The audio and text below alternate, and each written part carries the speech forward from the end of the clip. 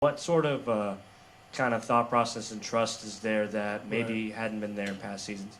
Right. Yeah, it's you got to weigh a lot of different things at the time. Some people just have absolutes. I think it depends on the game and how the game's unfolding. I think sometimes you can start off in a game in general and play well, and it's the worst thing for you. I think that happened today, and our decision making just wasn't very good in the first half, and then our attention to detail defensively wasn't very good. And then when you let good shooters get into a rhythm, you kind of find that out. But just trying to get him back in there and keep that burden on Minnesota. It's just very hard to guard him. It's very hard to guard him without fouling. And but you're rolling the dice a little bit. You got to have some trust there that he can play ball screen defense. He can box out, and he goes after offensive rebounds. So you got to like pull back a little bit. And right as he subbed back in, he did it, and you're like, kind of hold your breath a little bit because it changes the game. No different than like Dawson Garcia having three, and they didn't get him out, and then we were going to him. We were going to the guy there, and our guy doesn't throw the ball to him, which is just not a very good understanding of what's going on in the game. If you can get somebody's best player into 4 fouls in the first half, that's going to definitely benefit you, and it benefited us even when he had 3. So, but no, Zach's. He's got some discipline in that area, but things can happen in the game that's out of your control too. So like you got to understand that as a coach. But foul trouble's when someone's out of the game. Foul trouble's not 2 fouls. So even if he gets a third, like he still gets to play in the game and have 2 more fouls, right? Mm-hmm. It's the rule. So like sometimes the rules that you have and you think about through the years, you kind of like wean off of that a little bit, if that makes any sense. But you also got to understand the individual and then understand the course of the game, like how it's going. Like if we were up 14, 15, 16 points and it's going that way, I don't know if I'd have put him back in just because, but we were getting ready the way they were playing to be down worse than we actually were.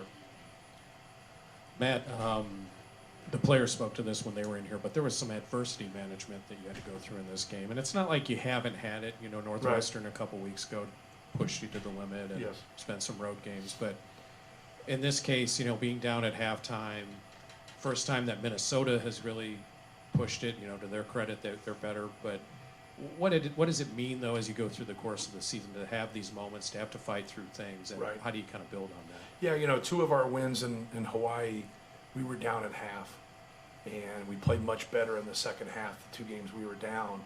And then our championship game against Marquette, we're up 13 at half, and then we didn't play as well. So I thought their energy was better, their attention to detail was better than ours in the first half. Everything always looks better when you make shots, and they made more shots than we did, especially threes. And that's what we absolutely didn't want. We wanted tough 2s. Like, go look at Mitchell and Cam Christie's numbers from 2, right? And it doesn't come up 2 points, it's 3 points in total, but you can look at it and see. I think they're 2 for 11 from 2.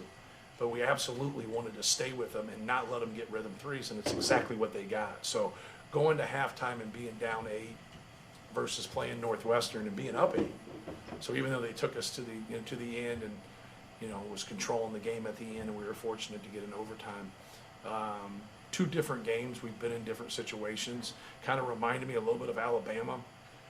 Alabama hit 13 threes against us in the first half, and we were down 2, which is absolutely crazy, right? But it happened, and our guys just kept scoring. I don't know if we stopped him per se, but here I thought we did a much better job in the second half defending. And it helps when you execute, right? You execute and you can set your defense. But we went to a little offense defense substitution. I thought Ethan Morton really helped. I thought Lance Jones picked up his intensity. I thought Braden, had more discipline in the second half. And they're a tough cover. Like if you're fielding a team and you're looking for things, think about what they've added.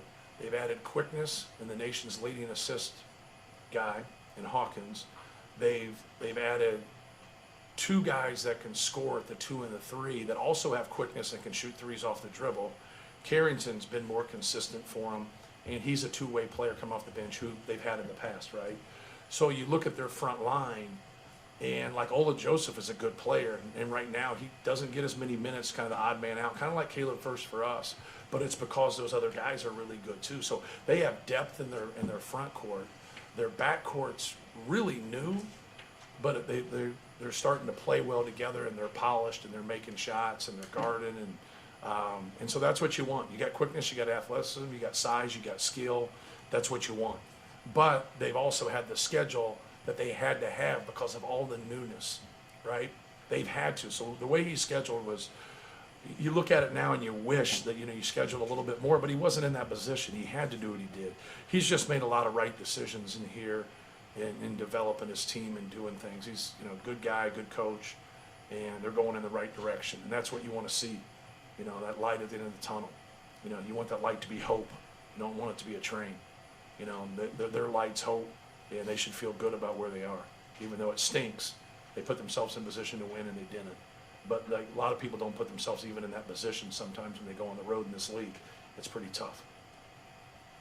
Matt, but you had to bridge the gap with Caleb, with Zach on the bench. What did Caleb give you tonight to allow you to keep Zach on the bench a little bit longer? I thought he did a really good job in the first half. Just was active, did some good things defensively. Scored the basketball. But gave us some energy, gave us some confidence as a team too. Like when he goes to the bench and you can have some good things happen, it's definitely a positive for us. But no, I thought he was ready to play and did a lot of really good things. It's hard, man. It's hard to and he's got the short end of things here this year. There's no question about that. Just like Trey got it last year. But also I don't like taking him out, Zach. And so, right, genius, right? And so, it just stinks for those other guys because, in my mind, we have 4 players that get the minutes they deserve, and then everybody else should play more. But you only get 200 minutes. So, but everybody, I've never felt this way about a whole team. I got 2 guys that don't play that are on scholarship. They're good enough to play. But I don't have anywhere. Miles Colvin, we get in some games we don't. He deserves to play more. Ethan Morton deserves to play more. Every single guy on our team, Mason Gillis, deserves to play more. Every single one of them outside of those 4 guys do. But, you're trying to, make it best for your team. And that's hard sometimes. That's really, really hard. But I appreciate our guys, and I appreciate their professionalism. Whether it's hard for young people to be professional, and they are. Matt, what comes out of Braden in situations where his team needs him to kind of do something? I think just the competitiveness and, looking to be aggressive. We want him to score. I want him to shoot more than 7 times in a game, but, it's pretty impressive that you're 2 rebounds and 1 assist away from a triple-double in a really tight game. That was difficult for us, but just trying to get him to be as aggressive as he can. And you're not going to shoot as much when you run as much ball screen stuff as we do, and they're going to hedge high. Now, he's got to set other people up and pass and move the basketball, and I think some of it gets frustrating. We got out of it a little bit at the end. I think that opened up some things for a couple of those drives for him. But no, he's just a competitive player. I wouldn't trade him for anybody in the country. He's to only be in his 2nd year of college. He does some pretty amazing things.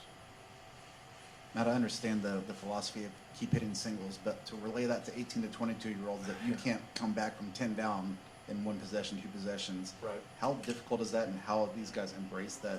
Any situation, we just got to chip away. Right. Yeah, just doing your job on defense, and like I said, giving more attention to detail.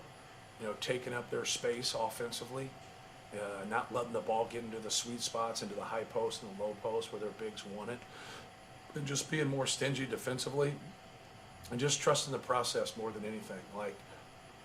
Don't hang your head when you take a good shot and you miss it. Just keep executing, but we can't rebound your turnover. And in the first half, we have 7 turnovers. Just give us a chance to rebound. Take good shots, give us a chance to rebound. When you turn the basketball over and you don't give us that chance, you kill us. You absolutely kill us. And, that gets said countless to our guys. And so at the end of the day, would you live with 10 turnovers? Sure. But, we also had 3 turnovers in the second half, and look how we played. And so, when we weren't off the charts, but, we also didn't help ourselves by missing free throws, right? So free throws are something that should be positive, and then when you miss your free throws, you just don't feel good about yourself. But what we just tried to sell to them is that good things have happened. Even though we split them and only got one free throw or missed both of them or whatever, missed the front end, there's still positives about getting to the free throw line. But don't hang your head about it. Like, keep doing those positive things that are getting you to that free throw line. But I think it's tough. I think it's tough on people's morale of being aggressive when those things are happening. But our guys are able to fight through it. Matt, Braden's got 8 steals in the last 2 games, had 2 big late ones against Wisconsin. How do you manage his willingness and when to be aggressive on defense, especially going in on drives? Just, more than anything, especially when he's helping, just when they have a blind eye to the basketball, be aggressive. He gives up a 3 in the first half. If you do that and you go after the basketball and they pick it up, you got to go back. You can't still mess with their passers then. A lot of very few big guys dribbling past the basketball. In an NBA game, you see it a lot, but you don't see it in college. 6'9", 230, driving the seam, and now they're passing off their right hand, one hand. You just don't see it. So when they get in there and they start wheeling and dealing, and they don't look at you, and now you can come on that blind. I just call it a blind eye, just because they've turned their head. And so now just play on that. He is great at that. He is great at just kind of cutting underneath them, getting that steal. Lance does a good job with that. But you have to have awareness if the ball handler picks it up and now becomes a distributor. Then you go back, that's when you're really susceptible to that back cut too. So, you don't want to eat those threes. The one thing you don't want, it's just like offense. What you want is what you want to take away. You want to take away those threes, and you don't want to give layups, and you don't want to foul. Hey, Matt, talk about the trust you have in this team. I watched the video. Fletch gave you an idea, and in the timeout that one time you changed it. But you've got a lot of guys that want to be coaches on the team. But talk about what trust you have in these guys to make decisions to help you. Yeah, no question. I think when you're a younger coach, you kind of look at that. You just can't be in a timeout and just have random shit flying around. You know what I mean? You can't just open it up to hey, what do you guys think? It's a powwow, right? You're like, no. But when you're sitting there talking and they understand what we're doing. So I think to empower them, sometimes you'll get a guy or two that just talks too much and they just hijack your timeout. And you just can't have it. But then you get guys that are pretty knowledgeable and stuff, and they got something that they're not going to just say something to say it.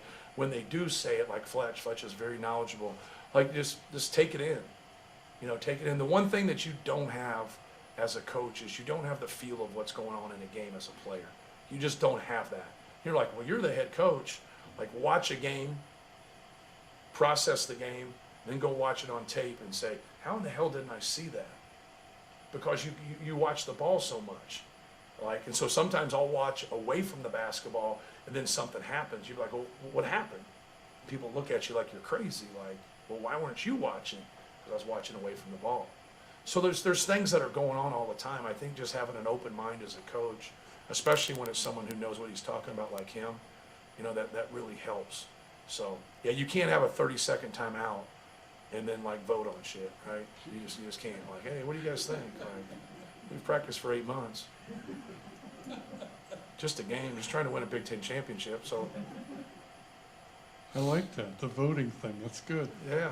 Back to resiliency, Coach. Kind of curious. Gillis came in here and said that they looked at each other at halftime and said, "We got this." How much do you think your team is more battle tested to handle adversity? How much of that is maybe looking at a guy like Edey and the confidence he exudes, the way he handles himself, sets an example for other guys? Yeah, I think it's a combination of all that. It's understanding when you're in the situation that we are that you're not going to have success if you don't defend, if you don't guard people. If we weren't going to be better defensively, we weren't going to win the game. And that's what runs are about. Runs are about getting stops. If you're going to go on an 8-0 run, you can't do it without getting stops. So that's where it starts with. And then, you always have, if they want to pressure or they want to take us out of things or do whatever, just throw it inside. Just use him. And they know they have him. They know they have him and he's going to keep working. It doesn't mean that they can't stop him, but it just gives us a sense of let them take him away and then we can play off of that. Or if they don't take him away, just let him be one-on-one. If we lose the game and they stay one-on-one and we keep going at it, I'm fine as a coach to live with that. I've watched him dominate games for 4 years now. Like that's just part of competition. Sometimes it doesn't go your way. But we were able to get some stops. Thought our guys did a good job with that. And I think it just builds confidence when you see the ball going in and the ball's not going in for them. Now you can get those runs, and I think that's kind of how we had the great second half. I know it hasn't been top of mind for you here the last couple hours, but quick turnaround for Ohio State. Right. They're in a bit of a different situation. And Correct. do you have any expectation for what you're walking into there? Yeah, they have good players. They have talented players. They have a really good backcourt. They have a good front court. They obviously are, fighting for consistency. And it's very unfortunate, consider Chris Holtman a friend and,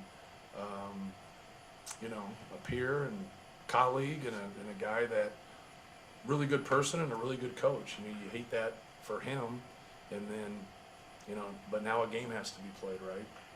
And just lock in on their personnel and lock into what they're doing, and they're going to go out and play just like they played before. Like you can't break down a system. When you start in June and you're February 15th, like you just can't.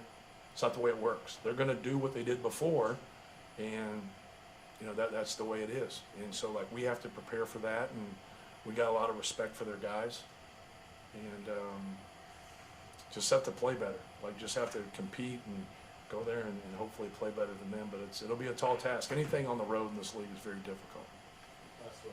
I had a question about Sasha. I noticed a few weeks ago you had him against Northwestern. He was calling a few plays. You had PJ coming back in, calling a few plays, and again today, he walks up behind you, calls a few plays, goes back. Is he becoming one of those like assistant offensive coordinators for you guys? Yeah. No, PJ is our offensive coordinator. Sasha does our out of bounds and side out of bounds plays. So they're always doing stuff. And then if they got it rolling like that at the end, PJ did a great job there at the end, just kind of putting Mason in different places.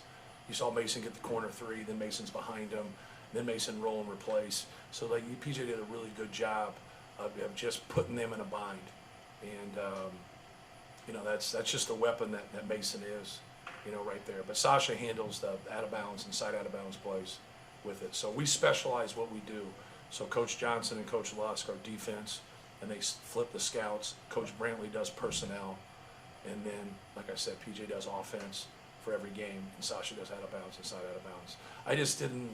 I switched it up about 10 years ago. I hate going into huddles and getting 4 different opinions, and it makes me stir crazy. And so I like the specialization of it. I like one guy, when Sasha comes into work, that's all he worries about. When PJ comes into work, it's all he worries about. It's all he has to worry about. I don't want them to talk to me about something out of their realm. Talk to me about what you do. And so it's really helped us.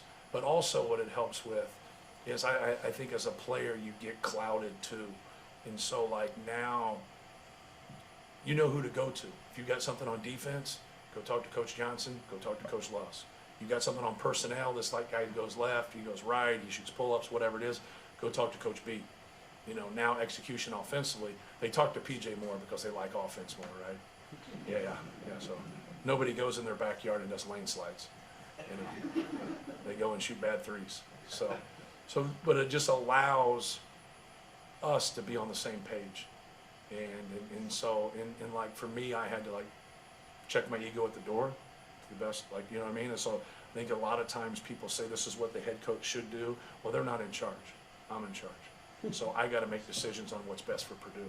And I just thought 10 years ago that made a whole lot of sense, because now the players, they know, and it's systematic, and they know what to do in all situations. So I hope that answers your question.